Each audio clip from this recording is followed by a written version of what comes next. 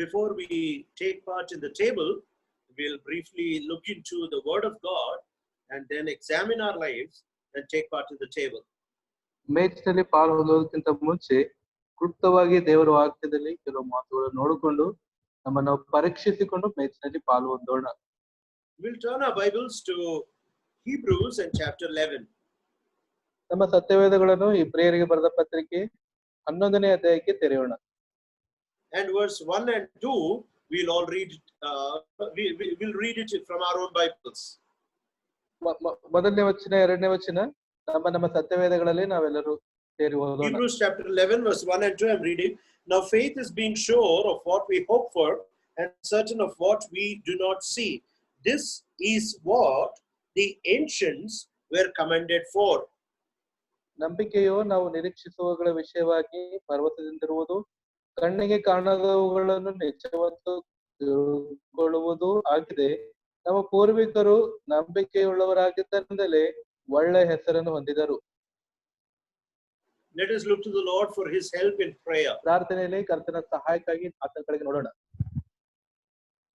Our loving living heavenly Father, we praise you and we come into thy presence through the Lord Jesus Christ. ಪ್ರೀತಿಯುಳ್ಳಂತ ಪರಲೋಕದ ತಂದೆ, ನಾವು ನಿಮಗೆ ಸ್ತುತಿಸಿ ಆರಾಧಿಸುತ್ತೇವೆ. ಕರ್ತನಾದ ಯೇಸು ಕ್ರಿಸ್ತರ ಹೆಸರಿನಲ್ಲಿ ನಿನ್ನ ಪಾದಗಳ ಹತ್ರ ಬರ್ತಾ ಇದ್ದೇವೆ. We pray that you might speak to us very clearly from thy word as to what is faith.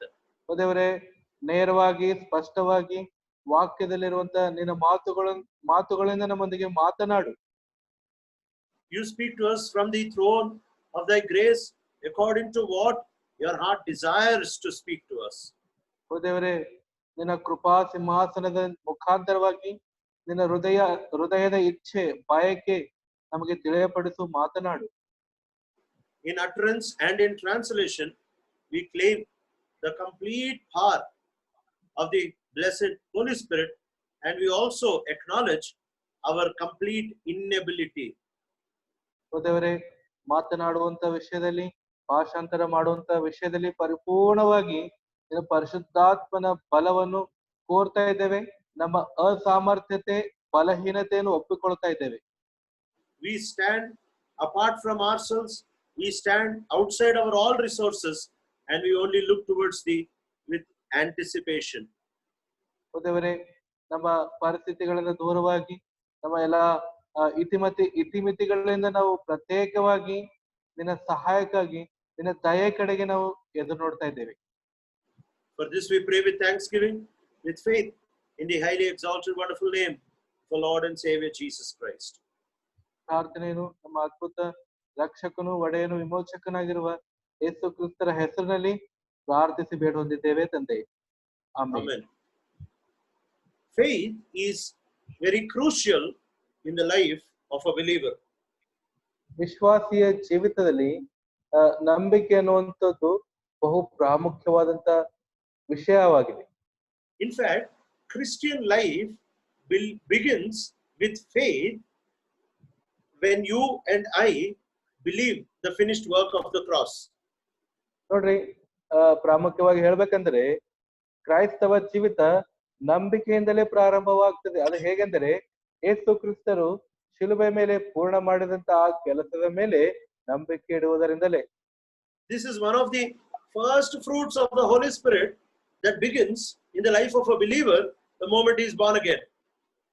ನೋಡ್ರಿ, ವಿಶ್ವಾಸಿ ತಿರುಗಿ ಜನ್ಮ ಹೊಂದಿದ ನಂತರವೇ ಆತನ ಜೀವಿತದಲ್ಲಿ ಕಾಣುವಂತ ಮೊಟ್ಟ ಮೊದಲನೆಯ ಪವಿತ್ರಾತ್ಮನ ಫಲವಾಗಿದೆ. Because without faith you can never be saved. Without faith you can never please God or see God. ನೋಡ್ರಿ, ಯಾಕಂದ್ರೆ ನಂಬಿಕೆಯಿಂದ ನೀವು ದೇವರಿಗೆ ಮೆಚ್ಚಿಸೋಕ್ ಸಾಧ್ಯ ಇಲ್ಲ. ನಂಬಿಕೆಯಿಂದಲೇ ನೀವು ದೇವರಿಗೆ ನೋಡಕ್ ಸಾಧ್ಯ ಇಲ್ಲ. ನಂಬಿಕೆ ಇಲ್ಲದೆ ಹೋಗಿದೆ ಆದರೆ ಏನು ಮಾಡಕ್ ಸಾಧ್ಯ ಇಲ್ಲ. So from the word of God, I briefly want to bring before you, as the blessed Holy Spirit empowers, as to one kind of faith that can never fail.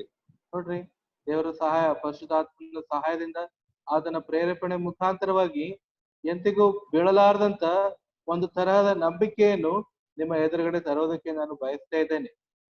There are two kinds of faith that a believer can experience in his life. ವಿಶ್ವಾಸಿ ತನ್ನ ಜೀವಿತದಲ್ಲಿ ಎರಡು ತರಹದ ನಂಬಿಕೆಯನ್ನು ಆತನು ಅನುಭವಿಸ್ತಾನೆ ಅಥವಾ ಆ, ಅನುಭವಿಸ್ತಾನೆ. One is the faith that he has on events, on situations, on happenings that he has in his heart. ನೋಡ್ರಿ, ಮೊದಲನೇ ತರದ ವಿಶ್ವಾಸ ಏನಂದ್ರೆ, ವಿಶ್ವಾಸಿ ತನ್ನ ಜೀವಿತದಲ್ಲಿ ಸಂಭವಿಸುವಂತ ಪರಿಸ್ಥಿತಿಗಳು, ತನ್ನ ಜೀವಿತದಲ್ಲಿ ತನ್ನ ಹೃದಯದಲ್ಲಿ ಬರುವಂತ ಪರಿಸ್ಥಿತಿಗಳು, ವಿಷಯಗಳ ಮೇಲೆ, ಕೆಲಸ ಕಾರ್ಯಗಳ ಮೇಲೆ ಆತನು ನಂಬಿಕೆ ಇಡ್ತಾನೆ. And throughout the Bible, we see this kind of faith being present in the people of Israel, in great men of God and women of God. ನೋಡ್ರಿ, ಈ ನಂಬಿಕೆ ಅನ್ನುವಂಥದ್ದು ಸತ್ಯವೇದದಲ್ಲೆಲ್ಲ ಇಸ್ರಾಯೇಲರಲ್ಲಿ, ದೇವರ ದೊಡ್ಡ ದೊಡ್ಡ ಜನರಲ್ಲಿಯೂ ಕೂಡ ಈ ತರಹದ ನಂಬಿಕೆಯನ್ನು ನಾವು ನೋಡ್ತೇವೆ. But not every time did this faith work, because this faith is centered around you, yourself, your desire, your future, your comfort. ಈ ನಂಬಿಕೆ ಯಾವಾಗಲೂ ನಿಲ್ಲೋದಕ್ಕೆ ಸಾಧ್ಯ ಇಲ್ಲ. ಯಾಕಂದ್ರೆ ಇದು ಸಂಪೂರ್ಣವಾಗಿ ನಿನ್ನ ಮೇಲೆ, ನಿನ್ನ ವ್ಯಕ್ತಿಗತವಾದಂತದ ಮೇಲೆ, ನಿನ್ನ ಆಲೋಚನೆಗಳ ಮೇಲೆ ಸಂಪೂರ್ಣವಾಗಿ ನಿನಗೆ ಇದು ಕೇಂದ್ರೀಕೃತವಾಗಿರುತ್ತದೆ. And that is why when we come to 1 Samuel and chapter 4, we see the faith of the Israelites. ಅದಕ್ಕಾಗಿ ಮೊದಲನೇ ಸಮುವೇಲ 4ನೇ ಅಧ್ಯಾಯಕ್ಕೆ ನಾವು ಬಂದಿದ್ದೇ ಆದರೆ ಇಲ್ಲಿ ಇಸ್ರಾಯೇಲರ ನಂಬಿಕೆಯನ್ನು ನೋಡುತ್ತೇವೆ. And when the Ark of the Covenant came into the battlefield where Israelites were battling with the Philistines, ಈ ದೇವರ ಮಂಜೂಷವು ಇಸ್ರಾಯೇಲರು ಫಿಲಿಸ್ತೀಯರೊಂದಿಗೆ ಹೋರಾಡುತ್ತಿರುವಂತ ಯುದ್ಧ ಭೂಮಿಯಲ್ಲಿ ಬಂದಾಗ, verse 5 and verse 6 says, 1 Samuel chapter 4 verses 5 and 6 says, when the Ark of the Lord's Covenant came into the camp, all Israel raised such a great shout that the ground shook. Hearing the uproar, the Philistines asked, what's all this shouting in the Hebrew camp? When they learned that the Ark of the Lord had come into the camp. ಮೊದಲನೇ ಸಮುವೇಲನ ಗ್ರಂಥ 4ನೇ ಅಧ್ಯಾಯ 5 ಮತ್ತು 6 ವಚನಗಳು. ಯೆಹೋವನ ಒಡಂಬಡಿಕೆ ಮಂಜೂಷವು ಪಾಳೆಯಕ್ಕೆ ಬಂದಾಗ ಇಸ್ರಾಯೇಲರೆಲ್ಲರೂ ಭೂಮಿಯು ಪ್ರತಿಧ್ವನಿ ಕೊಡುವಷ್ಟು ಆರ್ಭಟಿಸಿದರು. ಫಿಲಿಸ್ಟಿಯರು ಇದನ್ನು ಕೇಳಿ ಇಬ್ರಿಯರ ಪಾಳೆಯದಲ್ಲಿ ಇಂಥ ಆರ್ಭಟಕ್ಕೇನು ಕಾರಣವೆಂದು ವಿಚಾರಿಸುವಲ್ಲಿ ಯೆಹೋವನ ಮಂಜೂಷವು ಪಾಳೆಯದಲ್ಲಿ ಬಂದದ್ದೇ ಕಾರಣವೆಂದು ಗೊತ್ತಾಯಿತು. These people had faith in the Ark of the Covenant without having a relationship with the Lord. ಈ ಜನರು ದೇವರ ಒಡಂಬಡಿಕೆಯ ಮಂಜೂಷದ ಮೇಲೆ ನಂಬಿಕೆ ಇಟ್ಟಿದ್ದರು, ಆದರೆ ದೇವರೊಂದಿಗೆ ವ್ಯಕ್ತಿಗತವಾದ ಸಂಬಂಧ ಹೊಂದಿರಲಿಲ್ಲ. So we need to understand that whenever you believe that this will happen to me, I will not be defeated, I will not fail, you need to understand whether your faith is depending more on the success of the situation. ನೋಡ್ರಿ, ಅನೇಕ ಸರ್ತಿ ಇದು ನನಗೆ ಆಗಂಗಿಲ್ಲ, ನಾನು ಇಲ್ಲಿ ಸೋತ್ ಹೋಗಂಗಿಲ್ಲ, ಇದು ನನ್ನ ಕೈಲಿಂದ ಆಗ್ತದೆ, ಈ ರೀತಿಯಾಗಿ ನೀನು ಅನೇಕ ಸಾರ್ತಿ ನಿನ್ನ ನಂಬಿಕೆ ಅನ್ನುವಂಥದ್ದು ನೀನು ಹೊಂದಿರುವಂತ ಯಶಸ್ಸಿನ ಮೇಲೆ ಆಧಾರವಾಗಿರ್ತದೆ. It is the relationship that you have with God that gives value to the faith, not just the desire and the hope that you have towards the surrounding and situation. ಅದಕ್ಕಾಗಿ ನೀನು ದೇವರೊಂದಿಗೆ ವ್ಯಕ್ತಿಗತವಾದ ಸಂಬಂಧ ಹೊಂದಿದ್ದೇ ಆದರೆ ನಿನ್ನ ನಂಬಿಕೆಗೆ ಬೆಲೆ ಸಿಗ್ತದೆ. ಆದ್ರೆ ನಿನ್ನ ಸುತ್ತಮುತ್ತಲು ಸಂಭವಿಸ್ತಾ ಇರುವಂತ ವಿಷಯಗಳ ಮೇಲೆ ನೀನು ನಂಬಿಕೆ ಇಟ್ಟರೆ ಸಿಗಂಗಿಲ್ಲ.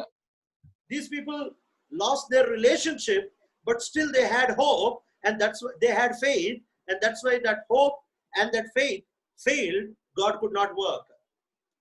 ನೋಡ್ರಿ, ಈ ಜನರು ಏನ್ ಮಾಡ್ತಾ ಇದಾರೆ ಅಂದ್ರೆ ದೇವರೊಂದಿಗೆ ಸರಿಯಾದ ಸಂಬಂಧ ಹೊಂದಿಲ್ಲ, ಆದರೂ ಕೂಡ ಅವರು ನಿರೀಕ್ಷಿಸ್ತಾ ಇದ್ದಾರೆ, ನಂಬಿಕೆ ಇಡ್ತಾ ಇದ್ದಾರೆ. ಈ ನಿರೀಕ್ಷೆ, ಈ ನಂಬಿಕೆ ಇಲ್ಲಿ ಸೋತ್ ಹೋಗ್ತಾ ಇದೆ. And secondly, we see in the book of Judges and chapter 16.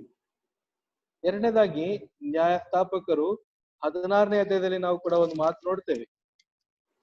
Judges and chapter 16 and verse 20, it says, then she called, Samson, the Philistines are upon you. He awoke from his sleep and thought, I'll go out as before and shake myself free. But he did not know that the Lord had left him. ನ್ಯಾಯಸ್ಥಾಪಕರು 16ನೇ ಅಧ್ಯಾಯ 20ನೇ ವಚನದಲ್ಲಿ, ಆಗ ಅವಳು, ಸಂಸೋನನೇ, ಫಿಲಿಷ್ಟಿಯರು ಬಂದಿದ್ದಾರೆಂದು ಕೂಗಲು ಅವನು ಎಚ್ಚೆತ್ತು ಮುಂಚಿನಂತೆ ಈಗಲೂ ಕೊಸರಿಕೊಂಡು ಹೋಗುವೆನು ಅಂದುಕೊಂಡನು. ಆದರೆ ಯೆಹೋವನು ತನ್ನನ್ನು ಬಿಟ್ಟು ಹೋಗಿದ್ದಾನೆಂಬುದು ಅವನಿಗೆ ತಿಳಿಯಲಿಲ್ಲ. This man had broken the covenant that the Lord had made with him, and yet he thought, I have faith, and that's why God will help me.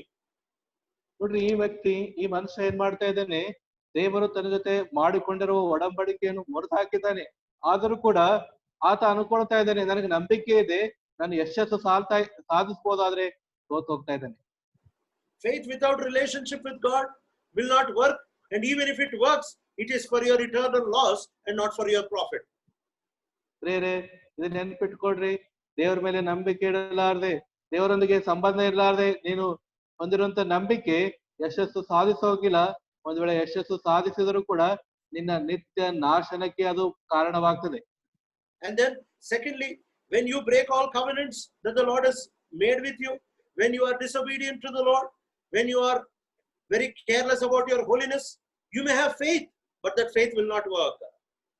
ಎರಡನೇದಾಗಿ, ದೇವರು ನಿನ್ ಜೊತೆ ಮಾಡಿರುವಂತ ಆ ನಿತ್ಯವಾದ ಒಡಂಬಡಿಕೆಯನ್ನು ಮುರಿದು ಹಾಕಿಕೊಂಡು ಒಂದ್ ವೇಳೆ ನಿನ್ನ ನಂಬಿಕೆ ಹೊಂದಿದ್ದರೂ ಕೂಡ ಆ ನಿನ್ನ ನಂಬಿಕೆ ಆ ಒಡಂಬಡಿಕೆ ಮುರಿದು ಹಾಕಿಕೊಂಡಿದ್ದಕ್ಕಾಗಿ ಕೆಲಸ ಮಾಡೋದಿಲ್ಲ.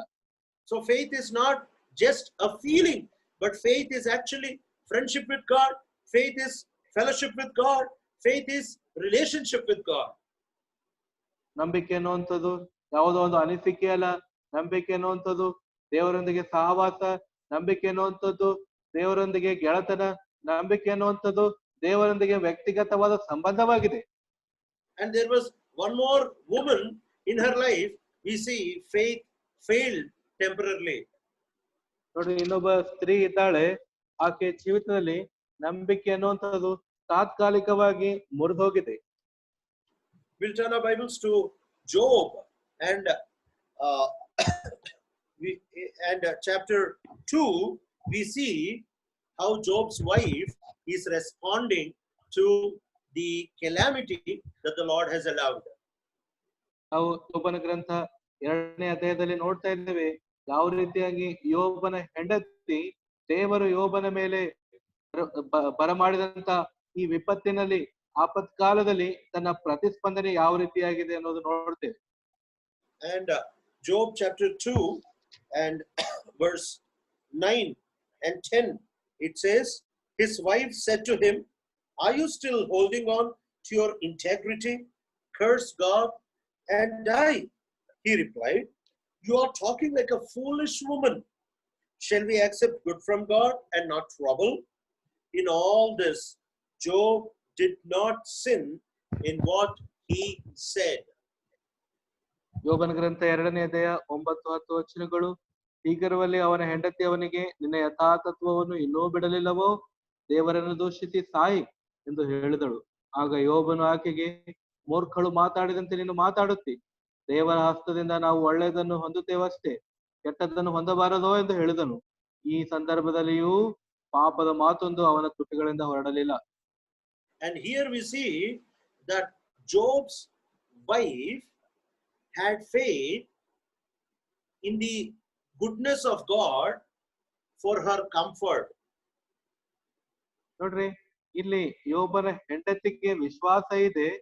ಯಾತಕ್ಕಾಗಿ ಅಂತಂತಂದ್ರೆ ತನ್ನ ಸುಖ ಭೋಗಗಳಲ್ಲಿ ದೇವರು ಒಳ್ಳೇದು ಮಾಡ್ತಾನೇನೋ ಅನ್ನೋಂತ ಈ ರೀತಿ ನಂಬಿಕೆ ಇದೆ. She had great faith that a good God in his faithfulness and in his goodness will never allow suffering, will never allow disease, will never allow poverty into her life.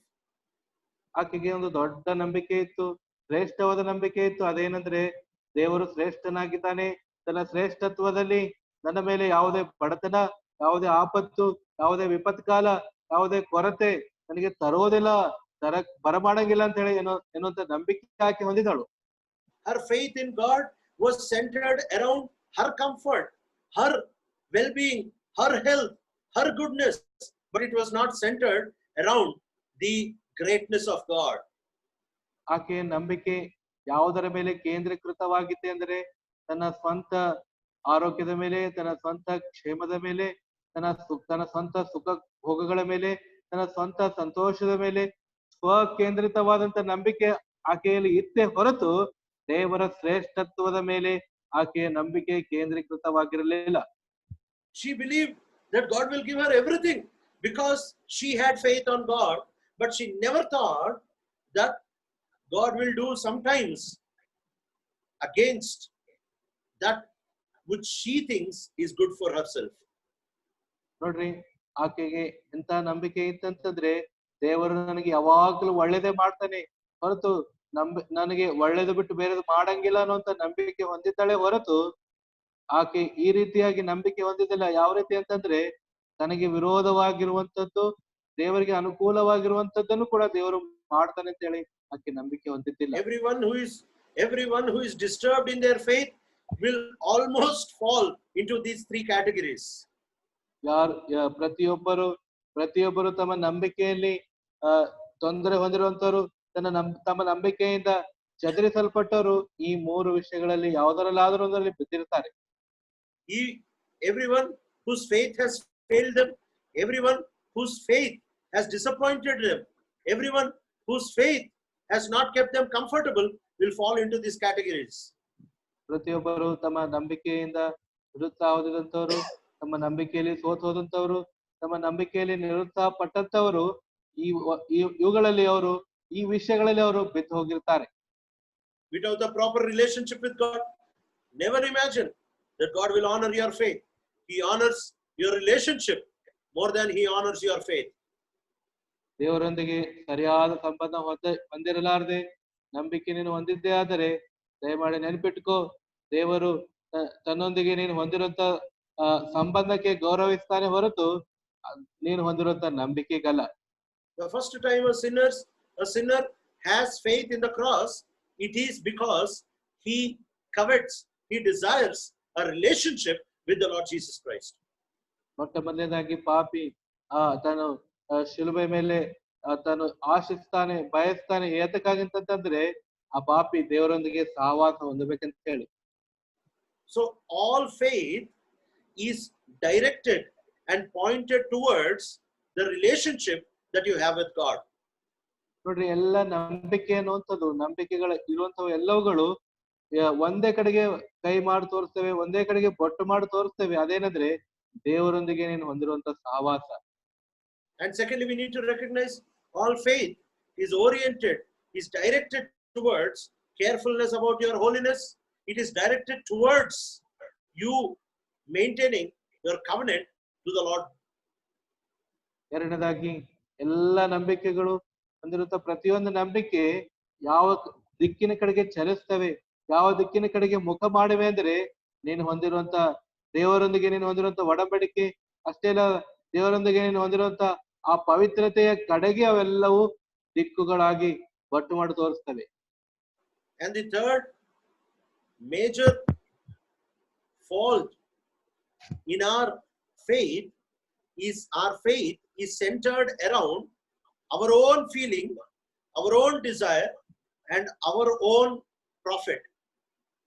ನೋಡ್ರಿ, ಮೂರನೇದಾಗಿ ಪ್ರಾಮುಖ್ಯವಾದಂತ ತಪ್ಪು ಅಥವಾ ಪ್ರಾಮುಖ್ಯವಾದಂತ ನಾವು ಹೊಂದಿರುವಂತ ನ್ಯೂನ್ಯತೆ ಏನಂತಂದ್ರೆ ನಮ್ಮ ನಂಬಿಕೆ ಎಂತದಂದ್ರೆ ನಮ್ಮ ಸ್ವಕೇಂದ್ರಿತವಾದಂಥದ್ದು, ಸುಖ ಭೋಗಗಳಿಗೆ ಕೇಂದ್ರಿತವಾದಂಥದ್ದು ಅಷ್ಟೇ ಅಲ್ಲ, ವಿಷಯಗಳಿಗಾಗಿ, ನಮ್ಮ ಸ್ವಭಾವನೆಗಳಿಗಾಗಿಯೇ ಕೇಂದ್ರೀಕೃತವಾದಂತ ನಂಬಿಕೆಯಾಗಿದೆ. But we see God commending, God certifying, God blessing the faith of Shadrach, Meshach and Abednego. ಅದಕ್ಕಾಗಿ ದೇವರು ನಿನ್ನ ನಂಬಿಕೆ ಮತ್ತೆ ದೇವರು ಆಜ್ಞಾಪಿಸ್ತಾ ಇದ್ದಾರೆ, ದೇವರನಿಗೆ ಎಚ್ಚರಿಸ್ತಾ ಇದ್ದಾರೆ. ಎಂತಂದ್ರೆ ಅಂದ್ರೆ ಶದ್ರಕ್, ಮೇಷಕ್, ಅಬೇದ್ನೆಗೋ ಅವರಂತ ನಂಬಿಕೆ ನಿನ್ನ ನಂಬಿಕೆ ಆಗಿರ್ಬೇಕಂತ ಹೇಳಿ. This is the right kind of faith that God wants from you and me. ಇಂತ ನಿಜವಾದಂತ ನಂಬಿಕೆ ನಿನ್ನಲ್ಲಿ, ನನ್ನಲ್ಲಿ, ನಾನು ನೀನು ಹೊಂದಿರ್ಬೇಕಂತ ಹೇಳಿ ದೇವರು ಬಯಸ್ತಾ ಇದ್ದಾನೆ. When we turn our Bibles to the book of Daniel and chapter 3, ದಾನಿಯೇಲನ ಗ್ರಂಥ 3ನೇ ಅಧ್ಯಾಯಕ್ಕೆ ನಮ್ಮ ಸತ್ಯವೇದಗಳನ್ನು ತಿರುಗಿಸೋಣ. We see the faith of Shadrach, Meshach, and Abednego being mentioned very clearly here. ಇಲ್ಲಿ ಶಾದ್ರಕ್, ಮೇಷಕ್, ಅಬೇದ್ನೆಗೋ ಅವರ ವಿಶ್ವಾಸ ಬಹಳ ಸ್ಪಷ್ಟವಾಗಿ ಇಲ್ಲಿ ಹೇಳಲ್ಪಟ್ಟಿದೆ. And this is the kind of faith that the Lord wants you and me to have, not only in some areas, but in every area of our life. ಈ ತರಹದ ನಂಬಿಕೆ ನಿನ್ನಲ್ಲಿ ನನ್ನಲ್ಲಿ ಇರಬೇಕಂತ ಹೇಳಿ ದೇವರು ಬಯಸ್ತಾ ಇದ್ದಾರೆ. ಕೇವಲ ಕೆಲವು ವಿಷಯಗಳಿಗಾಗಿ ಮಾತ್ರ ಅಲ್ಲ, ನಮ್ಮ ಜೀವಿತದ ಪರಿಪೂರ್ಣವಾದ ಕೋಣೆಯಲ್ಲಿ ಈ ತರಹದ ನಂಬಿಕೆ ಇರಬೇಕಂತ ಹೇಳಿ ಬಯಸ್ತಾ ಇದ್ದಾನೆ. Daniel chapter 3 and verses 17 and 18, it says, if we are thrown into the blazing furnace, the God we serve is able to save us from it, and he will rescue us from your hand, O king. But even if he does not, we want you to know, O king, that we will not serve your gods or worship the image of gold you have set up. ದಾನಿಯೇಲ ಗ್ರಂಥ 3ನೇ ಅಧ್ಯಾಯ 17-18 ವಚನಗಳು. ಅರಸೆ, ನಾವು ಸೇವಿಸುವ ದೇವರಿಗೆ ಚಿತ್ತವಿದ್ದರೆ ಆತನು ದಗದಗನೆ ಉರಿಯುವ ಆವಿಗೆಯೊಳಗಿಂದ ನಮ್ಮನ್ನು ಬಿಡಿಸಬಲ್ಲನು. ಹೇಗೋ ನಿನ್ನ ಕೈಯಿಂದ ನಮ್ಮನ್ನು ಬಿಡಿಸುವನು. ಚಿತ್ತವಿಲ್ಲದಿದ್ದರೋ ರಾಜನೇ, ಇದು ನಿನಗೆ ತಿಳಿದಿರಲಿ, ನಾವು ನಿನ್ನ ದೇವರುಗಳನ್ನು ಸೇವಿಸುವುದಿಲ್ಲ, ನೀನು ನಿಲ್ಲಿಸಿದ ಬಂಗಾರದ ಪ್ರತಿಮೆಯನ್ನು ಪೂಜಿಸುವುದಿಲ್ಲ ಎಂದು ಉತ್ತರ ಕೊಟ್ಟರು. The first very important thing about faith is your faith should be based not on what happens, but on the capacity of God. ನೋಡ್ರಿ, ಮೊಟ್ಟ ಮೊದಲನೇದಾಗಿ ನಿನ್ನ ನಂಬಿಕೆ ಯಾವುದರ ಮೇಲೆ ಆಧಾರವಾಗಿರ್ಬೇಕಂದ್ರೆ, ಏನು ಸಂಭವಿಸ್ತಾ ಇದೆ ಅದರ ಮೇಲೆ ಆಧಾರವಾಗಿರಬಾರ್ದು, ಆದ್ರೆ ದೇವರ ಸಾಮರ್ಥ್ಯದ ಮೇಲೆ ಅದು ಆಧಾರವಾಗಿರಬೇಕು. Many times our faith is so prominently and very principally focused and standing upon the outcome, the happening, the event, the feeling of what is going to happen. ಬಹಳ ಸಾರಿ ನಮ್ಮ ನಂಬಿಕೆ ಅನ್ನುವಂಥದ್ದು ಅತಿ ಪ್ರಾಮುಖ್ಯವಾಗಿ, ಅತಿ ಪ್ರಾಧಾನ್ಯವಾಗಿ, ಅತಿ ಬಹು ಪ್ರಾಮುಖ್ಯವಾಗಿ, ಬಹು ಉದ್ದೇಶಪೂರ್ವಕವಾಗಿ ಯಾವ ರೀತಿ ಆಗ್ತಂದ್ರೆ ಸಂಭವಿಸ್ತಾ ಇರುವಂತ ಮತ್ತೆ ಹೊರಗಡೆ ಬರ್ತಿರುವಂತ ಎಲ್ಲ ಈ ವಿಷಯಗಳ ಕಾರ್ಯಗಳ ಮೇಲೆಯೇ, ಸಂಭವಿಸ್ತಾ ಇರುವಂತಹ ಘಟನೆಗಳ ಅದರ ಪ್ರಾಡಕ್ಟ್ ಹೊರಗಡೆ ಬರುವಂತದ್ರ ಮೇಲೆಯೇ ಹೆಚ್ಚಾಗಿ ಆಧಾರವಾಗಿರ್ತದೆ. But here Shadrach, Meshach, Abednego, they had faith not that God will save them, but they had faith that God can save them. ನೋಡ್ರಿ, ಶದ್ರಕ್, ಮೇಷಕ್, ಅಬೇದ್ನೆಗೋ ಅವರಿಗೆ ಎಂತ ನಂಬಿಕೆ ಇದೆ ಅಂದ್ರೆ, ದೇವರು ನಮಗೆ ರಕ್ಷಿಸಬಹುದು ಅಂತ ಹೇಳಲ್ಲ, ದೇವರು ನಮಗೆ ರಕ್ಷಿಸ್ತಾನೆ ಅಂತ ಹೇಳಿ ನಂಬಿಕೆ ಇದೆ. So we need to understand there is a lot of difference between having a faith that God will save us and having a faith that God has the capacity to save us. ದೇವರು ನಮಗೆ ರಕ್ಷಿಸಬಹುದು ಅನ್ನುವಂತ ನಂಬಿಕೆ ಮತ್ತೆ ದೇವರು ನಮಗೆ ರಕ್ಷಿಸ್ತಾನೆ ಅನ್ನುವಂತ ಸಾಮರ್ಥ್ಯ ಹೊಂದಿದ್ದಾನೆ ಅನ್ನುವಂತ ನಂಬಿಕೆಯಲ್ಲಿ ವ್ಯತ್ಯಾಸ ಇದೆ. Your faith that God will save me is centered around you and your comfort and your desire. ದೇವರು ನಮಗೆ ರಕ್ಷಿಸಬಹುದು ಅನ್ನುವಂತ ಈ ನಂಬಿಕೆ ನಿನ್ನ ಸ್ವಯಂ ಮೇಲೆ, ನಿನ್ನ ಸುತ್ತಮುತ್ತಲು ಜರುಗ್ತಾ ಇರುವಂತ ಆ ಪರಿಸ್ಥಿತಿಗಳ ಮೇಲೆ ಅದು ಆಧಾರವಾಗಿದೆ. And these people will be very easily disturbed, very easily depressed, very easily they will leave God, they will start to blame God.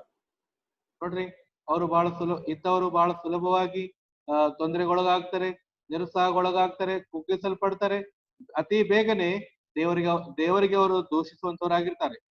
Because they always expect something good to happen to them, that God will work for them, that something great will come out of them, and when that does not happen, they will start to doubt God.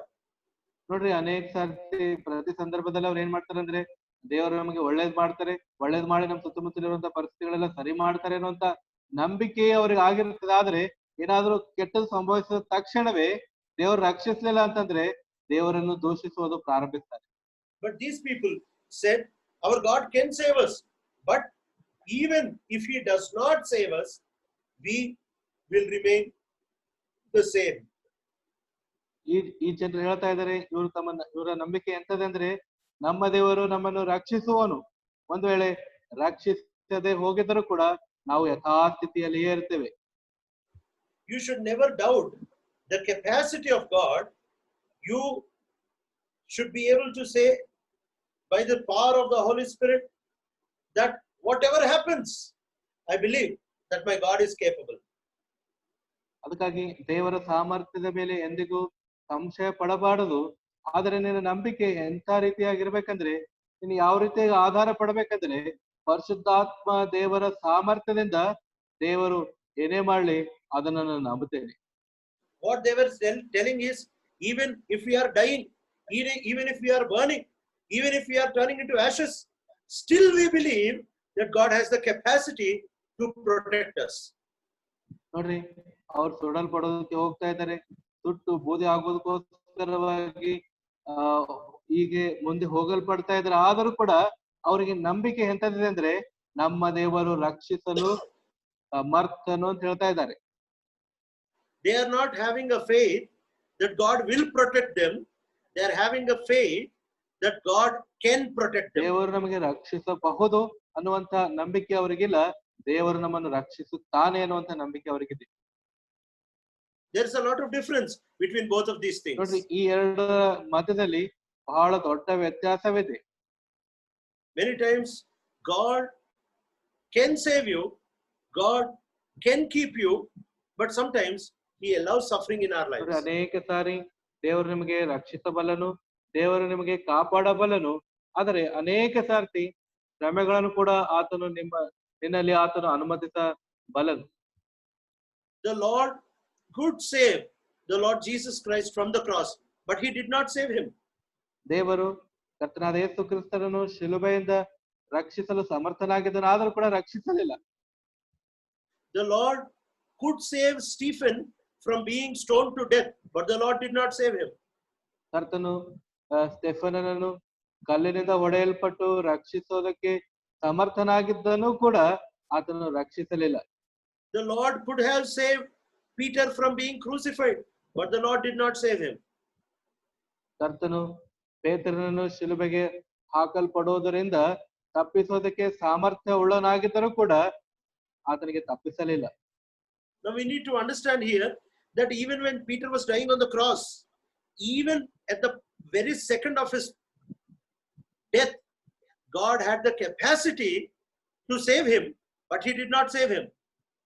ನೋಡ್ರಿ, ಪೇತ್ರನು ಶಿಲುಬೆ ಮೇಲೆ ಹಾಕಲ್ಪಟ್ಟು ಮರಣ ಹೊಂದುವಂತ ಸಂದರ್ಭ ಆ ಕ್ಷಣದಲ್ಲಿಯೂ ಕೂಡ ಕರ್ತನಿಗೆ ಸಾಮರ್ಥ್ಯ ಇತ್ತು ಆತನಿಗೆ ರಕ್ಷಿಸುವಂತದ್ದಾದರೆ ಪೇತ್ರನನ್ನು ಕರ್ತನು ರಕ್ಷಿಸಲಿಲ್ಲ. So we need to understand that just because God is not saving you, God is not protecting you, doesn't mean that He doesn't have the capacity to do that. ದೇವರು ನಿನಗೆ ರಕ್ಷಿಸ್ತಾ ಇಲ್ಲ, ಕಾಪಾಡ್ತಾ ಇಲ್ಲ ಅಂದ್ರೆ ಇದ್ರ ಅರ್ಥ ಅಲ್ಲ ದೇವರಿಗೆ ರಕ್ಷಿಸಲು ಕಾಪಾಡಲು ಸಾಮರ್ಥ್ಯ ಇಲ್ಲ ಅಂತ ಹೇಳಿದ ಅರ್ಥ ಅಲ್ಲ. But it simply means that God does not have the mind to save you because He wants to do something great in your life. ಇದರ ಅರ್ಥ ಏನಂತಂದ್ರೆ, ದೇವರು ನಿಮ್ಗೆ ರಕ್ಷಿಸಬೇಕು ಕಾಪಾಡಬೇಕನ್ನುವಂತ ಮನಸ್ಸು ಆತನಿಗಿಲ್ಲ, ಆದ್ರೆ ಆತನ ಮನಸ್ಸು ಏನಾಗಿದೆ ಅಂದ್ರೆ ಇದಕ್ಕಿಂತ ಶ್ರೇಷ್ಠವಾದ ಕಾರ್ಯ ಆತ ನಿನಗಾಗಿ ಮಾಡಬೇಕಂತ ಹೇಳಿ ಬಯಸ್ತಾ ಇದ್ದಾನೆ. Especially during these days of pandemic, during these days of disease going viral around the world, ಈ ಸಾಂಕ್ರಾಮಿಕ ರೋಗ ಮತ್ತೆ ಪ್ರಪಂಚದೆಲ್ಲ ಹಬ್ಬುತ್ತಾ ಇರುವಂತ ಈ ವೈರಸ್, ಈ ರೋಗದ ದಿನಗಳಲ್ಲಿ ವಿಶೇಷವಾಗಿ every Christian says, I believe Psalm 91, no plague will touch me, 1,000 may fall at my side, 10,000 at my right hand, it will not come near me. ನೋಡ್ರಿ, ಪ್ರತಿ ಅನೇಕ ಕ್ರೈಸ್ತರು ವಿಶ್ವಾಸ ಇಡ್ತಾ ಇದಾರೆ, ಕೀರ್ತನೆ 91 ಮೇಲೆ ನಾನು ನಂಬಿಕೆ ಇಡ್ತೀನಿ, ಸಾವಿರಾರು ಜನರು ನನ್ನ ಸುತ್ತಮುತ್ತಲು ಸತ್ತರು, ನನ್ನ ಯಾವ ನನಗೆ ಕೇಡು ಬರಂಗಿಲ್ಲ, ಮತ್ತೆ 10,000 ಜನ ಸತ್ತರು ಕೂಡ ಯಾವ ಅಪಾಯ ಯಾವ ಕೇಡು ನನ್ನ ಸಮೀಪ ಬರಂಗಿಲ್ಲ ಅಂತ ಹೇಳಿ ವಿಶ್ವಾಸ ಇಡ್ತಾ ಇದ್ದಾರೆ. Many times people will think it will not attack believers, it will not come to those who are faithful, it will not come to those who are prayerful. God will definitely protect us. ನೋಡ್ರಿ, ಅನೇಕ ಸರ್ತಿ ನಾವು ಅನ್ಕೋತೇವೆ ಇದು ವಿಶ್ವಾಸಿಗಳಿಗೆ ಬರಂಗಿಲ್ಲ, ಸೇವಕರಿಗೆ ಬರಂಗಿಲ್ಲ, ಪ್ರಾರ್ಥನೆ ಪೂರ್ವಕರಿಗೆ ಬರಂಗಿಲ್ಲ, ದೇವರು ನಮಗೆ ರಕ್ಷಿಸ್ತಾರೆ ಅಂತ ಹೇಳಿ ಈ ರೀತಿಯಾಗಿ ನಾವು ಅನ್ಕೋತೇವೆ.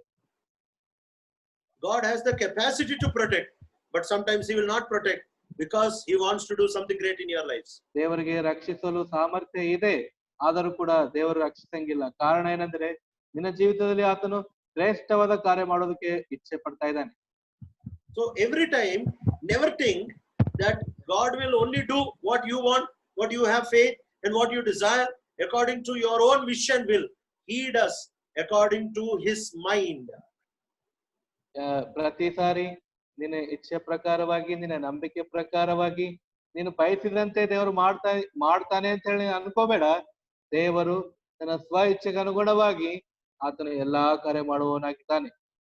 So we need to understand that God has the capacity to do, but sometimes he may not do certain things even after you pray, even after you desire, even after you eagerly seek that, because he has something better in store for you. ನೋಡ್ರಿ, ದೇವರಿಗೆ ರಕ್ಷಿಸುವುದಕ್ಕೆ ಸಾಮರ್ಥ್ಯ ಇದೆ, ಆದರೂ ಕೂಡ ನೀನು ಇಚ್ಛೆ ಪಟ್ಟು ನೀನು ಪ್ರಾರ್ಥಿಸಿ ಅತ್ಯಾಸಕ್ತಿಯಿಂದ ನೀನು ಬಯಸಿದರೂ ಕೂಡ ದೇವರು ಕೆಲವು ಸಂದರ್ಭದಲ್ಲಿ ನೀನು ಬೇಡಿರುವಂತದ್ದು ಕೇಳಿರುವಂತದ್ದು ಮಾಡಂಗಿಲ್ಲ. ಯಾಕಂದ್ರೆ ಅದಕ್ಕಿಂತ ಶ್ರೇಷ್ಠವಾದದನ್ನು ದೇವರು ಮಾಡೋದಕ್ಕೆ ಆಶೆ ಉಳ್ಳವನಾಗಿದ್ದಾನೆ. Because God is more interested in maintaining your faith in his capacity rather than maintaining your faith on the doing of God. ನೋಡ್ರಿ, ದೇವರು ನನ್ನ ನಂಬಿಕೆ ಯಾವ ರೀತಿಯಾಗಿ ಆತ ಸಂಭಾಳಿಸ್ತಾ ಇದ್ದಾನೆ, ಕಾಪಾಡ್ತಾ ಇದ್ದಾನೆ ಅಂತಂದ್ರೆ ತನ್ನ ಚಿತ್ತಕ್ಕನುಸಾರವಾಗಿ, ತನ್ನ ಸಾಮರ್ಥ್ಯಕ್ಕನುಸಾರವಾಗಿ ಆತನು ಕಾಪಾಡ್ತಾ ಇದ್ದಾನೆ ಹೊರತು ನೀನು ನಿನ್ನ ಸುತ್ತಲೂ ಸಂಭವಿಸ್ತಾ ಇರುವಂತಹ ವಿಷಯಗಳ ನಿಮಿತ್ತವಾಗಿ ನಿನ್ನ ನಂಬಿಕೆ ಆತನು ಕಾಪಾಡ್ತಾ ಇಲ್ಲ. Believe the capacity of God. Never doubt the capacity of God. Any situation, believe that God has the capacity to bring you out. ದೇವರ ಸಾಮರ್ಥ್ಯದ ಮೇಲೆ ನಂಬಿಕೆ ಇಡು. ಯಾವುದೇ ಪರಿಸ್ಥಿತಿಯಲ್ಲಿ ಆತನ ಸಾಮರ್ಥ್ಯದ ಮೇಲೆ ಸಂಶಯ ಪಡಬೇಡ. ಪ್ರತಿ ಪರಿಸ್ಥಿತಿಯಿಂದ ದೇವರು ಹೊರಗಡೆ ತರೋದಕ್ಕೆ ಸಮರ್ಥನು ಅಂತ ಹೇಳಿ ನಂಬಿಕೆ ಇಡು. But also never think that because he has the capacity to bring you out, every time he will bring you out. There are sometimes though he has the capacity to bring you out, he will not bring you out. ಮತ್ತೆ ಆತನು ಹೊರಗಡೆ ತರ್ತಾನೆ, ರಕ್ಷಿಸ್ತಾನೆ, ಆತನ ಸಮರ್ಥನು ಅಂತ ಹೇಳಿ ಪ್ರತಿ ಸಾರಿ ನೀನು ನಂಬಲಕ್ ಹೋಗ್ಬೇಡ. ಆತನು ಸಮರ್ಥನು, ಆತನು ಶಕ್ತಿಶಾಲಿ ಉಳ್ಳವನಾಗಿದ್ದರೂ ಕೂಡ ಕೆಲವು ಸಾರಿ ಆತನು ಹೊರಗಡೆ ತರಲಾರದೆ ಇರ್ತಾನೆ. And that is why in Hebrews chapter 11 we see two kinds of people and two kinds of faith. ಅದಕ್ಕಾಗಿ ಇಬ್ರಿಯರಿಗೆ ಬರೆದ ಪತ್ರಿಕೆ 11ನೇ ಅಧ್ಯಾಯದಲ್ಲಿ ಎರಡು ತರದ ನಂಬಿಕೆ, ಎರಡು ತರದ ಜನರನ್ನು ನೋಡ್ತೇವೆ. The first group were people who got what they believed from the Lord. ಮೊದಲನೇ ತರದ ಜನರು ಎಂತವರಂದ್ರೆ ತಾವು ನಂಬಿರುವಂತದ್ದನ್ನು ಕರ್ತನ ಮುಖಾಂತರ ಹೊಂದಿದ್ದಾರೆ. They wanted God to save them from the flames, wanted God to save them from the sword, wanted God to save them from the fire, and he did save them. ನೋಡ್ರಿ, ಅವರು ಖಡ್ಗದಿಂದ, ಬೆಂಕಿಯಿಂದ, ದಾಸತ್ವದಿಂದ ಅವರು ತಪ್ಪಿಸಲ್ಪಡಬೇಕು, ರಕ್ಷಿಸಲ್ಪಡಬೇಕಂತ ಹೇಳಿ ಬಯಸಿದ್ದರು. ದೇವರವರಿಗೆ ರಕ್ಷಿಸಿದ್ದಾನೆ, ತಪ್ಪಿಸಿದ್ದಾನೆ. And we see in verse 33 and 34, Hebrews chapter 11 verses 33 and 34, we see that these people, they got all that they desired. ನೋಡ್ರಿ, ಇಬ್ರಿಯರಿಗೆ ಬರೆದ ಪತ್ರಿಕೆ 11ನೇ ಅಧ್ಯಾಯ 33-34 ವಚನದಲ್ಲಿ ಎಂತ ಜನರಿದ್ದಾರಂದ್ರೆ ತಾವು ಬಯಸಿದ್ದೆಲ್ಲ ಅವರು ಹೊಂದಿದ್ದಾರೆ. It says, who through faith conquered kingdoms, administered justice, and gained what was promised, who shut the mouth of lions, quenched the fury of the flames, and escaped the edge of the sword, whose weakness was turned into strength, and who became powerful in battle and routed foreign armies. ಈ 33-34 ವಚನ ಹಿಂಗೆ ಹೇಳ್ತದೆ, ನಂಬಿಕೆಯ ಮೂಲಕ ಅವರು ರಾಜ್ಯಗಳನ್ನು ಸ್ವಾಧೀನ ಮಾಡಿಕೊಂಡರು, ನೀತಿಯನ್ನು ನಡೆಸಿದರು, ವಾಗ್ದಾನಗಳನ್ನು ಪಡೆದುಕೊಂಡರು, ಸಿಂಹಗಳ ಬಾಯಿ ಕಟ್ಟಿದರು, ಬೆಂಕಿಯ ಬಲವನ್ನು ಆರಿಸಿದರು, ಕತ್ತಿಯ ಬಾಯಿಗೆ ತಪ್ಪಿಸಿಕೊಂಡರು, ನಿರ್ಬಲರಾಗಿದ್ದು ಬಲಿಷ್ಠರಾದರು, ಯುದ್ಧದಲ್ಲಿ ಪರಾಕ್ರಮಶಾಲಿಗಳಾದರು, ಪರರ ದಂಡುಗಳನ್ನು ಓಡಿಸಿ ಬಿಟ್ಟರು. But from verse 35 you see a second category. ಮತ್ತೆ 35ನೇ ವಚನದಿಂದ ನಾವು ಎರಡನೆಯ ತರದ ಜನರಿಗೆ ನೋಡ್ತೇವೆ. These people also had faith. ಇವರಿಗೆ ಕೂಡ ನಂಬಿಕೆ ಇದೆ. They had great faith. ಇವರಿಗೆ ಕೂಡ ಶ್ರೇಷ್ಠ ನಂಬಿಕೆ ಇದೆ. They had a faith with relationship. They had a faith with covenant. and they had a faith in the capacity of God. ಅವರಿಗೆ ನಂಬಿಕೆ ಅಂದ್ರೆ ದೇವರೊಂದಿಗೆ ಸಹವಾಸ ಹೊಂದಿ ನಂಬಿಕೆ ಹೊಂದಿದರು. ಒಡಂಬಡಿಕೆ ದೇವರೊಂದಿಗೆ ಪಟ್ಟು ಅವರು ನಂಬಿದ್ದರು. ಅಷ್ಟೇ ಅಲ್ಲ, ದೇವರ ಸಾಮರ್ಥ್ಯದಲ್ಲೂ ಕೂಡ ಅವರು ನಂಬಿಕೆ ಹೊಂದಿದಂತವರಾಗಿದ್ದರು. But you know what happened to them? ಆದ್ರೆ ನಿಮ್ಗೆ ಗೊತ್ತಾ ಅಲ್ಲಿ ಏನಾಗಿದೆ? In verse 36-37 it says, some faced jeers and floggings, while still others were chained and put in prison. They were stoned, they were sawed in two, they were put to death by the sword. They went about in sheep skins and goat skins, destitute, persecuted and mistreated. 36-37 ವಚನದಲ್ಲಿ ನೋಡ್ತೇವೆ, ಬೇರೆ ಕೆಲವರು ಅಪಹಾಸ್ಯ, ಕೊರಡೆಯ ಪೆಟ್ಟು, ಬೇಡಿ, ಸೆರೆಮನೆ ಇವುಗಳನ್ನು ಅನುಭವಿಸಿದರು. ಕೆಲವರನ್ನು ಜನರು ಕಲ್ಲೆಸೆದು ಕೊಂದರು, ಕೆಲವರನ್ನು ಗರಗಸದಿಂದ ಕೊಯ್ದು ಕೊಂದರು. ದೇವದ್ರೋಹಿಗಳಾಗಿ ಪ್ರಾಣವನ್ನು ಉಳಿಸಿಕೊಳ್ಳರೆಂದು ಕೆಲವರನ್ನು ಪ್ರೇರೇಪಿಸಿದರು. ಕೆಲವರನ್ನು ಕತ್ತಿಯಿಂದ ಕೊಂದರು. ಕೆಲವರು ಕೊರತೆ, ಹಿಂಸೆ, ಬಾಧೆ ಇವುಗಳನ್ನು ಅನುಭವಿಸುವವರಾಗಿದ್ದು ಕುರಿ ಮೇಕೆಗಳ ಚರ್ಮಗಳನ್ನು ಉಟ್ಟುಕೊಂಡವರಾಗಿ ತಿರುಗಾಡಿದರು. Though these people had faith, the Lord did not answer and give them their desires, because he wanted to give them a heavenly inheritance. ಇವರಿಗೆ ನಂಬಿಕೆ ಇದ್ದರೂ ಕೂಡ ದೇವರವರ ಪ್ರಾರ್ಥನೆಗೆ ಉತ್ತರ ಕೊಡಲಿಲ್ಲ. ಯಾಕಂತಂದ್ರೆ ದೇವರವರಿಗೆ ಪರಲೋಕದ ನಿತ್ಯ ಸ್ವಾಸ್ಥ್ಯ ಕೊಡೋದಕ್ಕೆ ಬಯಸಿದ್ದನು. People who have this kind of faith, that they believe the capacity of God, but if God does not want to do, he will not do it. It's somebody who believes like this, his faith will never be moved. He will never go into blaming God. ದೇವರು ಮಾಡ್ತಾನೆ, ರಕ್ಷಿಸ್ತಾನೆ, ಕಾಪಾಡ್ತಾನೆ ಅಂತ ಹೇಳಿ ಅವರಿಗೆ ನಂಬಿಕೆ ಇದೆ. ದೇವರು ರಕ್ಷಿಸಲಿಲ್ಲ, ಕಾಪಾಡಲಿಲ್ಲ ಅಂದ್ರೂ ಕೂಡ ದೇವರ ಸಾಮರ್ಥ್ಯದ ಮೇಲೆ ಅವರು ನಂಬಿಕೆ ಇಟ್ಟಿದ್ದಾರೆ. ಈ ತರಹದ ನಂಬಿಕೆ, ಇಂತಹ ನಂಬಿಕೆ ಉಳ್ಳಂತಹ ಜನರಿಗೆ ದೇವರು ಶ್ರೇಷ್ಠವಾದಂತಹ ವಿಷಯಗಳನ್ನು, ನಿತ್ಯವಾದಂತಹ ಸ್ವಾಸ್ಥ್ಯಗಳನ್ನು ಆತನು ಕೊಡುವಂತನಾಗಿದ್ದಾನೆ. The Bible is primarily calling us not to believe the outcome of an event, not to believe the protection in a situation, not to believe the success in your endeavor, but it is calling us to have faith in the capacity of the Lord. Bible ನಮಗೆ ಪ್ರಾಥಮಿಕವಾಗಿ ಹೇಳುತ್ತದೆ, ಯಾವುದೋ ವಿಜಯ ಸಾಧಿಸಿದ್ರೆ ಅಂತ ಹೇಳಿ ನಂಬಿಕೆ ಇಲ್ಲ, ಅಥವಾ ಏನೋ ಸಂಭವಿಸಿದೆ ಅಂತ ಹೇಳಿ ನಂಬಿಕೆ ಇಲ್ಲ, ಆದ್ರೆ ದೇವರ ಸಾಮರ್ಥ್ಯದ ಮೇಲೆ ನಂಬಿಕೆ ಹೊಂದಿರುವಂತದ್ದೇ ಶ್ರೇಷ್ಠ ನಂಬಿಕೆ ಅಂತ ಹೇಳ್ತಾ ಇದೆ. Maybe today morning you are very depressed, thinking, I pray, I read the Bible, I am so faithful, why is this happening to me? Is God not able to save me from this? ಈ ಮುಂಜಾನೆ ನೀನು ಈ ರೀತಿ ಪ್ರಾರ್ಥಿಸ್ತಾ ಇರ್ಬೋದು, ನಾನು ಪ್ರಾರ್ಥಿಸ್ತಾ ಇದ್ದೀನಿ, ನಾನು Bible ಓದ್ತಾ ಇದ್ದೀನಿ, ನಾನು ನಂಬಿಕಸ್ಥನಾಗಿ ಜೀವಿಸ್ತಾ ಇದ್ದೀನಿ, ಪ್ರಾರ್ಥಿಸ್ತಾ ಇದ್ದೀನಿ, ಯಾಕೆ ದೇವರು ನನ್ನ ಪ್ರಾರ್ಥನೆ ಉತ್ತರ ಕೊಡ್ತಾ ಇದೆ ಅಂತ ಹೇಳಿ ನೀನು ಕುಗ್ಗಿಸಲ್ಪಟ್ಟಿರಬಹುದಾಗಿದೆ. Maybe you are very disturbed, thinking, why is something happening with me like this? Why is my financial situation like this? Why is my family like this? Why is my health like this? In spite of me praying and having so much of faith. ನನಗೆ ಇಂಥ ನಂಬಿಕೆ ಹೊಂದಿ ನಾನು ಪ್ರಾರ್ಥಿಸ್ತಾ ಇದ್ರು ಕೂಡ ನನಗೆ ಯಾಕೆ ಇದೆಲ್ಲ ಸಂಭವಿಸ್ತಾ ಇದೆ, ನನ್ನ ಆರ್ಥಿಕ ಪರಿಸ್ಥಿತಿ, ನನ್ನ ಕುಟುಂಬದ ಪರಿಸ್ಥಿತಿ, ನನಗೆ ಸಂಭವಿಸ್ತಿರುವಂತ ಈ ಎಲ್ಲ ಪರಿಸ್ಥಿತಿಗಳು ಯಾಕೆ ಸಂಭವಿಸ್ತಾ ಇವೆ ಅಂತ ಹೇಳಿ ನೀನು ಆಲೋಚಿಸ್ತಾ ಇರ್ಬೋದು, ಕುಗ್ಗಿ ಹೋಗಿರ್ಬೋದು. Never doubt the capacity of God, but sometimes he does not with his full capacity help you, because he wants to teach you something greater and make you more spiritual. ಹಾಗಾಗಿ ದೇವರ ಸಾಮರ್ಥ್ಯದ ಮೇಲೆ ಎಂದು ಎಂದು ಎಂದು ಸಂಶಯ ಪಡಬೇಡ.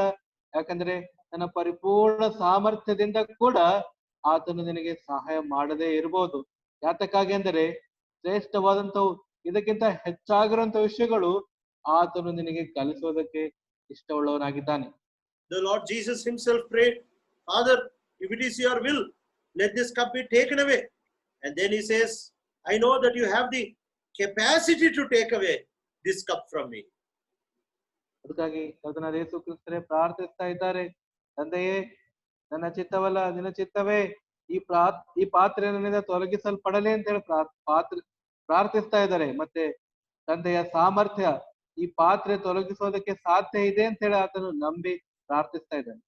He is fully believing, my Father has the capacity to take off the cross, my Father has the capacity to remove the suffering, my Father has the capacity to change the plans, and all that he wants he can do. ಆತನು ಸಂಪೂರ್ಣವಾಗಿ ನಂಬಿದ್ದಾನೆ. ನನ್ನ ತಂದೆಗೆ ಪೂರ್ಣವಾದಂತ ಸಾಮರ್ಥ್ಯ ಇದೆ ಈ ಶಿಲುಬೆಯನ್ನು ತೊಲಗಿಸೋದಕ್ಕೆ, ಈ ಶಿಲುಬೆಯನ್ನು ಈ ಶ್ರಮೆಗಳಲ್ಲೆಲ್ಲ ತೀರಿಸೋದಕ್ಕೆ. ಆತನು ಮತ್ತೊಂದು ಯೋಜನೆ ಹಾಕೋದಕ್ಕೋಸ್ಕರವಾಗಿ ನನ್ನ ತಂದೆಗೆ ಸಂಪೂರ್ಣ ಸಾಮರ್ಥ್ಯ ಇದೆ ಅಂತ ಹೇಳಿ ಆತನು ನಂಬ್ತಾ ಇದ್ದಾನೆ.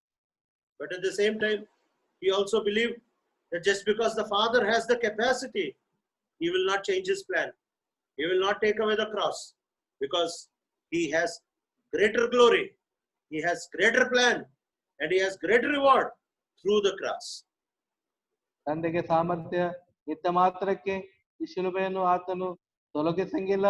ಯಾಕಂತಂದ್ರೆ ಈ ಶಿಲುಬೆಯ ಮುಖಾಂತರವಾಗಿ ದೇವರು ಸಾಮರ್ಥ್ಯ ಹೊಂದಿದ್ದಾನೆ. ಏನಂತಂದ್ರೆ ಶ್ರೇಷ್ಠವಾದ ಮಹಿಮೆ, ಶ್ರೇಷ್ಠವಾದ ಯೋಚನೆ, ಶ್ರೇಷ್ಠವಾದ ಆಲೋಚನೆಗಳು ಈ ಶಿಲುಬೆಯ ನಂತರ ನನಗಾಗಿ ಇಟ್ಟಿದ್ದಾನೆ ಅಂತ ಸಾಮರ್ಥ್ಯವುಳ್ಳವನು ನನ್ನ ತಂದೆಯಾಗಿದ್ದಾನೆ ಅಂತ ಹೇಳಿ ಆತನು ನಂಬಿದ್ದನು. Just imagine, if God starts to answer all your prayers, he starts to give all that you believe, then you will never become spiritual. You will never know what problems are. You will never become more holy. You will never become more like Christ. ಒಂದ್ಸರ್ತ ಆಲೋಚನೆ ಮಾಡು, ನಿನ್ನ ಎಲ್ಲಾ ಪ್ರಾರ್ಥನೆಗಳಿಗೆ ದೇವರು ಉತ್ತರ ಕೊಡ್ತಾ ಹೋಗಿದೆ ಆದರೆ ನೀನು ಪರಿಪೂರ್ಣವಾಗಿ ಆತ್ಮೀಯನು, ಪರಿಪೂರ್ಣವಾಗಿ ಪರಿಶುದ್ಧನು, ಪರಿಪೂರ್ಣವಾಗಿ ಕ್ರಿಸ್ತನ ರೂಪದಲ್ಲಿ ಬರದೆ ನಿನಗೆ ಸಮಸ್ಯೆ ಅನ್ನುವಂಥದ್ದು ಏನು ಅನ್ನೋದು ಗೊತ್ತು ಆಗೋದೇ ಇಲ್ಲ. Paul had a thorn in his flesh, which even after he prayed, the Lord did not take away. And because that thorn was there, there was great grace that he enjoyed in his life. ಪೌಲನಿಗೆ ಒಂದು ದೊಡ್ಡ ಮುಳ್ಳು ಶರೀರದಲ್ಲಿತ್ತು. ಆತನು ಅನೇಕ ಸಾರಿ ಪ್ರಾರ್ಥಿಸಿದ್ರು ಕೂಡ ಕರ್ತನು ಆತನಿಂದ ತೆಗೆಯಲಿಲ್ಲ. ಆತನು ಸಂಪೂರ್ಣವಾಗಿ ದೇವರ ಕೃಪೆ ಮೇಲೆ ಆಧಾರವಾಗುವುದಕ್ಕಾಗಿ, ಶ್ರೇಷ್ಠವಾದ ಕೃಪೆಯ ಕುರಿತು ಅರ್ಥಕೊಳ್ಳೋದಕ್ಕಾಗಿ, ತಿಳ್ಕೊಳ್ಳೋದಕ್ಕಾಗಿ ಆ ಮುಳ್ಳು ಆತನಲ್ಲಿಯೇ ದೇವರು ತನ್ನ ಸಾಮರ್ಥ್ಯದಿಂದ ಇಡ್ತಾ ಇದ್ದಾನೆ. Timothy had great illness in his body, for which he would have prayed many times. Paul would have prayed many times, but God did not heal him, because God allowed this so that he can be more faithful, more humble, and more useful to the kingdom of the Lord. ತಿಮೋತಿಗೆ ಶರೀರದಲ್ಲಿ ಅನಾರೋಗ್ಯ ಇದೆ. Timothy ಅನೇಕ ಸಾರಿ ಪ್ರಾರ್ಥಿಸಿದ್ದಾನೆ. ಪೌಲನು ಕೂಡ ಅನೇಕ ಸಾರಿ ಆತನ ಕುರಿತು ಪ್ರಾರ್ಥಿಸಿರ್ಬೋದು. ಆದರೂ ಕೂಡ ಕರ್ತನು ಆ ತಿಮೋತಿಯ ಶರೀರದಲ್ಲಿ ಆ ಅನಾರೋಗ್ಯ ಅನುಮತಿಸಿದ್ದಾನೆ. ತನ್ನ ಮಹಾ ಸಾಮರ್ಥ್ಯದಿಂದ ಶ್ರೇಷ್ಠವಾದ ವಿಷಯಗಳನ್ನು ಆತನಿಗೆ ಕಲಿಸೋದಕ್ಕಾಗಿ, ಸ್ವರ್ಗೀಯ ಸಂಕಲ್ಪಗಳನ್ನು ಆತನಿಗೆ ಬಯಲುಪಡಿಸೋದಕ್ಕೋಸ್ಕರವಾಗಿ ತನ್ನ ಸಾಮರ್ಥ್ಯದಿಂದ ಆತನ ಶರೀರದಲ್ಲಿ ಅನುಮತಿಸಿದ್ದಾನೆ. Moses prayed, Lord, take off this stammering tongue.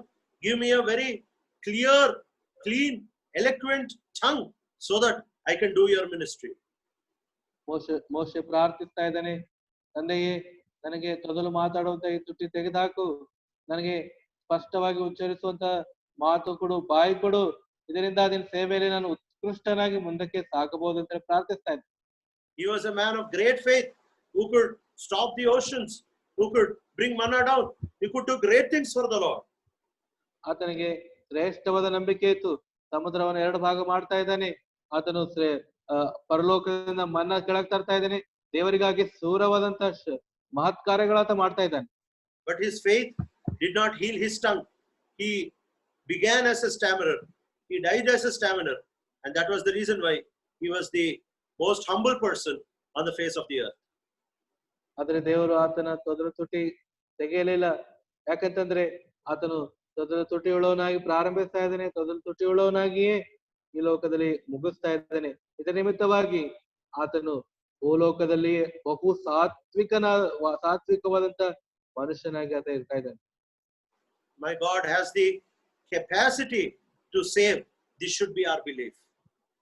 ನಮ್ಮ ನಂಬಿಕೆ ಎಂತದ್ದಾಗಿರ್ಬೇಕಂತಂದ್ರೆ, ನನ್ನ ಕರ್ತನು ನನಗೆ ರಕ್ಷಿಸಲು ಸಮರ್ಥನು ಅಂತ ಹೇಳಿ. But even if he does not save, my covenant, my holiness, and my relationship will remain unaffected. ಒಂದು ವೇಳೆ ಆತನು ರಕ್ಷಿಸದೆ ಹೋಗಿದ್ದರೂ ಕೂಡ ನನ್ನ ಒಡಂಬಡಿಕೆ, ನನ್ನ ಪರಿಶುದ್ಧತೆ, ನನ್ನ ಸಂಬಂಧ ಅನ್ನುವಂಥದ್ದು ಯಾವುದೇ ರೀತಿಯಿಂದ ಧಕ್ಕೆ ಆಗಲಾರದೆ ಒಂದೇ ರೀತಿಯಾಗಿ ಆತನೊಂದಿಗೆ ನಾನು ಹೊಂದಿರ್ತೇನೆ.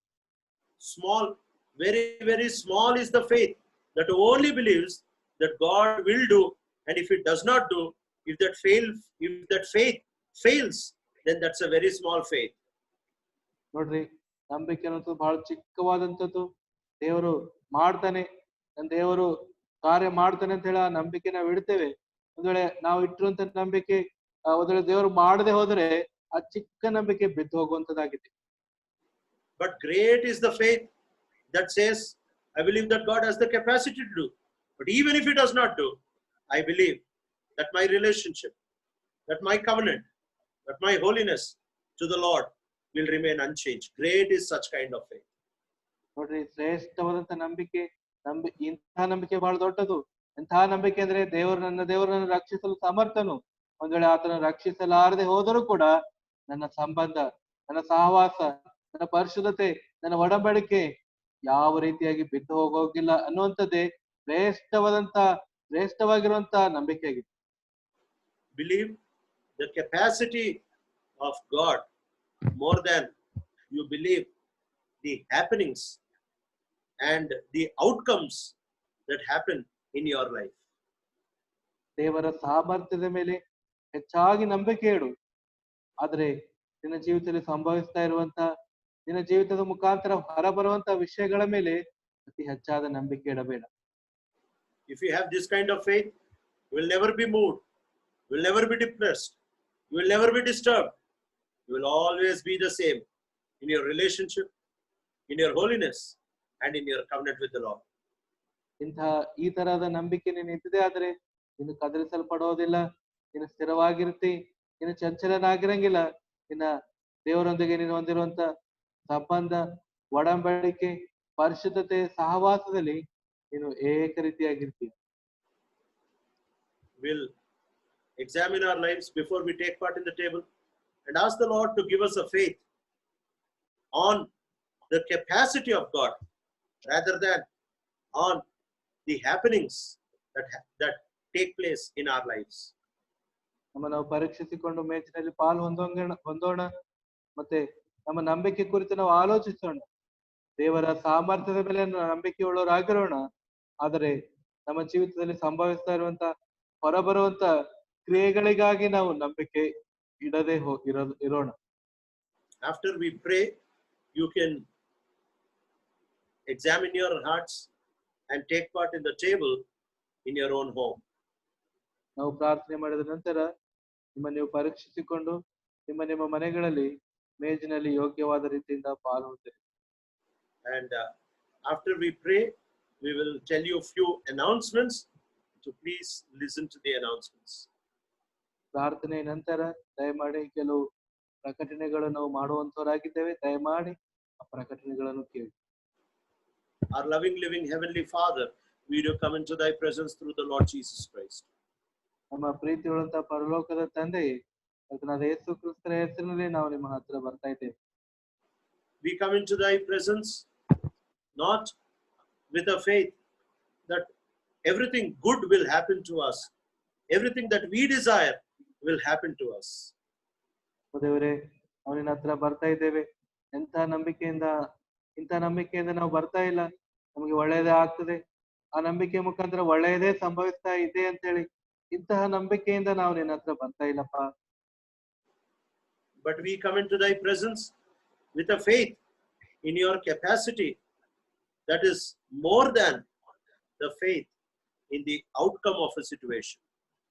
ನಾವು ನಿನ್ನ ಹತ್ರ ಬರ್ತಾ ಇದ್ದೇವೆ ಎಂತಹ ನಂಬಿಕೆಯಿಂದ ಅಂದ್ರೆ ನಿನ್ನ ಸಾಮರ್ಥ್ಯದ ಮೇಲೆ ನಾವು ನಂಬಿಕೆ ಇಟ್ಟಿದ್ದೇವೆ. ಇದು ಎಂತಹದ ನಂಬಿಕೆ ಅಂತಂದ್ರೆ ಈ ಲೋಕದಲ್ಲಿ ನನ್ನ ಮುಖಾಂತರ ನಡೀತಿರುವಂತಹ ಕಾರ್ಯಗಳ ಮೇಲೆ ನಂಬಿಕೆ ಇಡುವಂತದ್ದಲ್ಲ, ನಿನ್ನ ಸಾಮರ್ಥ್ಯದ ಮೇಲೆ ನಂಬಿಕೆ ಇಡುವಂತದ್ದಾಗಿದೆ. Oh Lord, help us to have the same holiness, the same covenant, and the same relationship with you, in spite of things happening outside of our desire and outside of our want. ದೇವರೇ, ನಮ್ಮ ಜೀವಿತದಲ್ಲಿ ಅದೇ ಪರಿಶುದ್ಧತೆ, ಅದೇ ಒಡಂಬಡಿಕೆ, ಅದೇ ಸಹವಾಸ ನಿನ್ನೊಂದಿಗೆ ನಾವು ಹೊಂದಿರುವಂತೆ ಸಹಾಯ ಮಾಡು. ನಮಗೆ ಸಂಭವಿಸುವಂತ ಎಲ್ಲ ಪರಿಸ್ಥಿತಿಗಳಲ್ಲಿ, ನಮ್ಮ ಮುಖಾಂತರ ಜರುಗುವಂತ ವಿಷಯಗಳಲ್ಲಿ, ನಮ್ಮ ಕೊರತೆಗಳಲ್ಲಿ ಕೂಡ ನಾವು ನಿನ್ನೊಂದಿಗೆ ಸಂಬಂಧ ಇದೇ ರೀತಿಯಾಗಿ ಹೊಂದಿರುವಂತೆ ಮಾಡು. Help us to take part in the table worthily. ಯೋಗ್ಯವಾದ ರೀತಿಯಿಂದ ಮೇಜಿನಲ್ಲಿ ಪಾಲು ಹೊಂದಲು ಸಹಾಯ ಮಾಡು. Not that God will protect us and keep us, but God can protect us and keep us, and whatever He does good for us. ದೇವರು ನಮ್ಗೆ ರಕ್ಷಿಸ್ತಾನೆ ಕಾಪಾಡ್ತಾನೆ ಅಂತ ಹೇಳಲ್ಲ, ದೇವರು ನಮ್ಗೆ ರಕ್ಷಿಸಲು ಸಮರ್ಥನು ಕಾಪಾಡುವಂತವನು. ಆತನು ಏನು ಮಾಡಿದ್ರು ಕೂಡ ನಮಗೆ ಒಳ್ಳೇದೇ ಮಾಡ್ತಾನೆ ಅನ್ನುವಂತ ನಂಬಿಕೆಯಿಂದ ಪಾಲು ಹೊಂದಲು ಸಹಾಯ. For this we pray with thanksgiving in the highly exalted, wonderful name of our Lord and Savior Jesus Christ.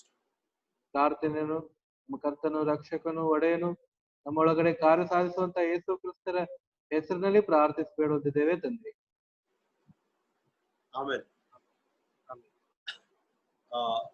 We still are not opening the church for weekly meetings or for Sunday worship. ನಾವು ಇನ್ನೂ ಕೂಡ ವಾರದ ಕೂಟಗಳಿಗಾಗಲಿ ಮತ್ತೆ ಸಭೆಯ ರವಿವಾರದ ಸೇವೆಗಾಗಿ ಸಭೆಯನ್ನು ನಾವು ಇನ್ನೂ ತೆರೆಯುತ್ತಾ ಇಲ್ಲ. And God willing, we will try to post videos, video messages, both for church prayer on Tuesdays and for Bible study on Thursdays. ದೇವರ ಚಿತ್ತವಾಗಿದೆ ಆದರೆ ಮಂಗಳವಾರ ಸಭೆ ಪ್ರಾರ್ಥನೆಗೆ, ಗುರುವಾರ ಸತ್ಯವೇದ ಅಧ್ಯಯನಕ್ಕಾಗಿ ಕೂಡ ನಾವು ವಿಡಿಯೋ ಸಂದೇಶವನ್ನು ಕಳಿಸುವಂತರಾಗಿದ್ದೇವೆ. If you can hear the word of God in your own home, if the husband can lead the house, you are most welcome. This is an opportunity for those who do not have anybody to share the word of God at home. ಮತ್ತೆ ಇದು ಮನೆಯಲ್ಲಿ ದೇವರ ವಾಕ್ಯ ಹಂಚುವಂತವರು ಯಾರು ಇಲ್ಲ ಅನ್ನುವಂತ ಕುಟುಂಬಕ್ಕಾಗಿ ಇದೊಂದು ಒಳ್ಳೆಯ ಅವಕಾಶ ಆಗಿದೆ. ನೀವು ಈ ವಿಡಿಯೋ ಸಂದೇಶದ ಮುಖಾಂತರವಾಗಿ ವಾಕ್ಯ ಕೇಳಬಹುದು. ಅಷ್ಟೇ ಅಲ್ಲ, ಮನೆಯಲ್ಲಿ ಯಜಮಾನನು ಮತ್ತೆ ಪತಿಯಾದಂತವನು ಈ ಕೂಟವನ್ನು ಆತನ ನಡೆಸುವಂತವರಾಗಿರಬೇಕಂತ ಹೇಳ್ತಾ ಇದ್ದಾರೆ. And there is nothing like you have to watch only these messages, but any spiritual message that you are led to, you can watch them and go forward in church prayer and also in Bible studies. ಇದೇ ಸಂದೇಶಗಳು, ಈ video ಸಂದೇಶಗಳೇ ನೋಡ್ಬೇಕಂತೇಳಿ ಯಾವುದೇ ನಿಯಮ ಇಲ್ಲ. ಆದ್ರೆ ಯಾವುದೇ video ಸಂದೇಶಗಳು ಆತ್ಮಿಕವಾಗಿ ನಿಮಗೆ ಹುರಿದುಂಬಿಸುವಂತವು, ಪ್ರೇರೇಪಿಸುವಂತವುಗಳನ್ನು ಸಭೆ ಪ್ರಾರ್ಥನೆಗಾಗಿ, ಬೈಬಲ್ ಸ್ಟಡಿಗಾಗಿ ನೀವು ಕೇಳಿ ಅವುಗಳಿಂದ ಪ್ರೇರೇಪಿಸಲ್ಪಟ್ಟು ಪ್ರಾರ್ಥನೆಯಲ್ಲಿ ಮುಂದಾಗಿದೆ. And until we inform you, there will be no meeting in the church. ನಾವು ನಿಮಗೆ ತಿಳಿಸುವವರೆಗೂ, ನಾವು ನಿಮ್ಮ ಗಮನಕ್ಕೆ ತರುವವರೆಗೂ ಸಭೆಯಲ್ಲಿ ಯಾವುದೇ ಕೂಟಗಳು ಜರುಗುವುದಿಲ್ಲ. Officially from Horeb, we discourage you to meet in big gatherings in your house. Please forward this link so that everyone can stay in their own houses safely and hear the word of God.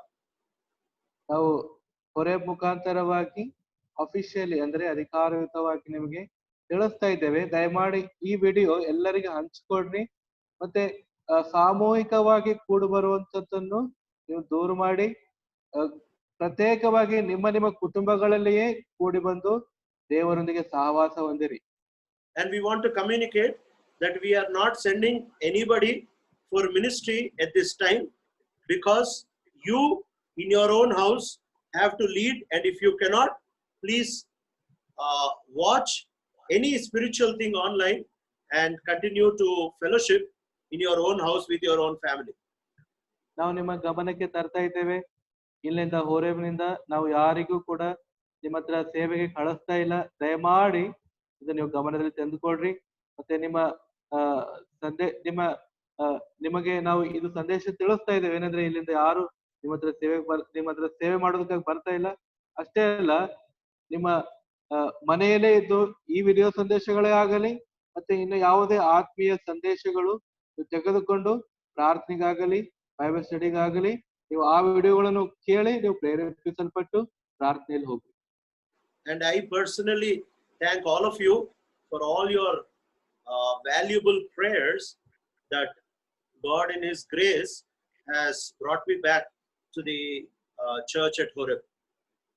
ವ್ಯಕ್ತಿಗತವಾಗಿ ನಾನು ಕೂಡ ನಿಮಗೆ ವಂದನೆಗಳು, ಕೃತಜ್ಞತೆಗಳು ಸಲ್ಲಿಸ್ತೇನೆ. ನಿಮ್ಮ ಅತ್ಯಮೂಲ್ಯವಾದಂತಹ ಪ್ರಾರ್ಥನೆ, ಆ ಬಹುಮೂಲ್ಯ ಪ್ರಾರ್ಥನೆ ಮುಖಾಂತರ ದೇವರು ತಿರುಗಿ ನನಗೆ ಹೋರೇಬ್ಗೆ ಚರ್ಚ್ಗೆ ತೆಗೆದುಕೊಂಡು ಬಂದಿದ್ದಾರೆ. Continue to pray for the household of faith with the belief that God has the capacity to keep his children safe. ಮತ್ತೆ ನಿರಂತರವಾಗಿ ಪ್ರಾರ್ಥನೆ ಇಡ್ರಿ. ನಂಬಿಕೆಯಲ್ಲಿರುವಂತ ಈ ಕುಟುಂಬಕ್ಕೆ ದೇವರು ರಕ್ಷಿಸುವುದಕ್ಕೆ ಕಾಪಾಡುವುದಕ್ಕೆ ಸಮರ್ಥನೆ ಅಂತ ಹೇಳಿ, ನಂಬಿಕೆಯುಳ್ಳಂತ ಕುಟುಂಬಕ್ಕೆ ಆತನು ರಕ್ಷಿಸಬಲ್ಲವನಂತ ಹೇಳಿ. And at the same time, maintain all the precautions to keep yourself safe. ಇದೇ ಸಂದರ್ಭದಲ್ಲಿ ನಿಮ್ಮನ್ನು ನೀವು ಸುರಕ್ಷಿತವಾಗಿಟ್ಟುಕೊಳ್ಳೋದಕ್ಕೆ ಬೇಕಾಗಿರುವಂತ ಎಲ್ಲ ಗಮನ ಸೂಚನೆಗಳನ್ನು ದಯಮಾಡಿ policy. And in spite of all precautions, if at all the Lord allows this disease to touch you, take courage. The Lord will have something great in store for you. ಈ ಎಲ್ಲ ಸೂಚನೆಗಳು, ಎಲ್ಲ ಗಮನಿಕೆಗಳು ನೀವು ಪಾಲಿಸ್ತಾ ಇದ್ದರೂ ಕೂಡ, ಮತ್ತೆ ದೇವರು ಒಂದು ವೇಳೆ ಈ ರೋಗ ನಿಮಗೆ ಬರೋದಕ್ಕೋಸ್ಕರವಾಗಿ ಅನುಮತಿಸಿದೆ ಆದರೆ ಧೈರ್ಯ ತಂದುಕೊಡ್ರಿ. ದೇವರು ಶ್ರೇಷ್ಠವಾದದ್ದು ನಿಮಗೆ ಕಲಿಸಬೇಕಂತ ಇಷ್ಟಪಡ್ತಾ ಇದ್ದಾನೆ. It is a very big lie that this disease will not touch believers. It is a very big lie that this disease will not touch Christians. Don't hear such lies. Be careful in your own houses.